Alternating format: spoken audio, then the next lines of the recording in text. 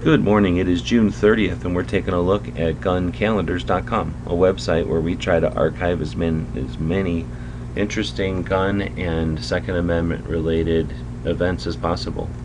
So we have a couple of things to talk about today. It's the anniversary of Browning's pump shotgun. Today in 1890, the application was filed on the pump action repeating shotgun, marketed eventually as the Model 1893, and then that takedown version was known as the 1897, an iconic pump shotgun that I don't have a picture of here. I guess I need to update that.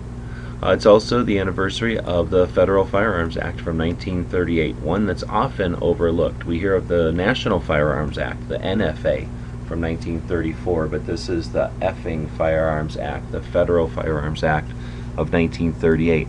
This is the one that imposed the federal firearms license that created the FFLs on manufacturers, importers, and the others involved in the business of firearms. It also did a couple of other things, but it's often overlooked. So I guess technically it was repealed by the Gun Control Act of '68, but again, because that it only existed for 30-something years, I guess we tend to forget things, but we try not to do that. That's the point of our projects, so that we can stand on the shoulders of those who came before us and reach further than they were able. So with that, this has been another month of the Gun Calendars project.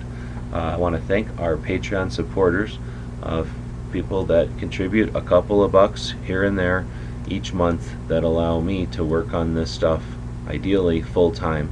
So if you enjoy these little updates and you'd like to grab us a cup of coffee for our efforts, there's a way you can do that. It's called Patreon, and we encourage you to do so. The more people that are able to do that, the more effort we're able to put into these projects, and that's our goal. Thanks for your time. See you next month.